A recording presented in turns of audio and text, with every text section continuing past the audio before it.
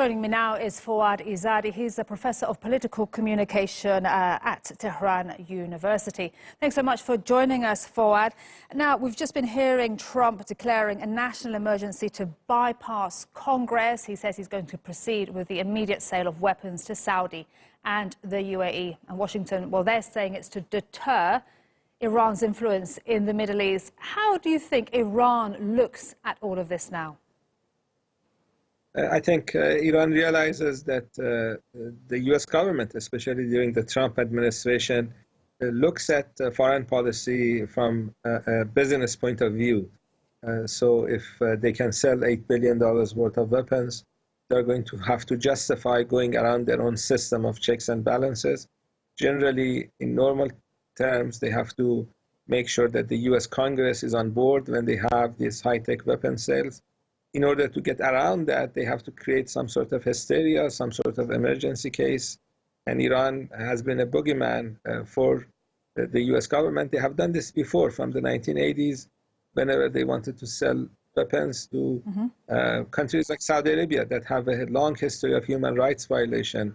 The Saudi government officials are war criminals. They engage in massive civilian killings in Yemen and elsewhere. Fuad, let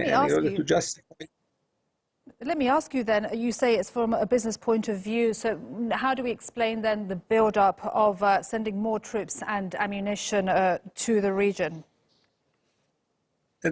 Two aims. One, to create this sense of emergency. You cannot just talk about emergency, you have to take some action, send some troops. We know that the aircraft carrier USS Lincoln was on a schedule to come to the Persian Gulf from many months ago. So instead of announcing this is a routine deployment, what they have done is that they have created this hype, they have created this tension, they have increased anti-Iran rhetoric, and then they have done what they were supposed to do many months ago, sent the aircraft carrier to this part of the world.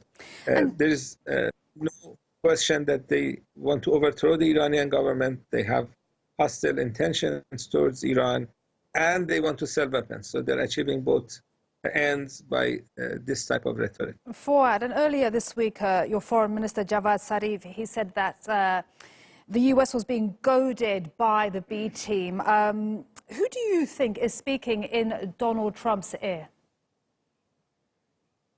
I think John Bolton is quite influential. I think Iran's portfolio, Iran's policy is more or less led by John Bolton, and he called for a military strike against Iran in March of 2015 when he was out of the government. He wrote an editorial in New York Times.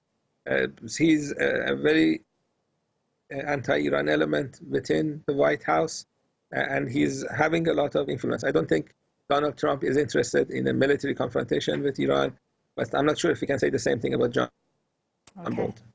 Foad, thank you very much indeed for your insight. Foad Izadi, Professor of Political Communication with Tehran University.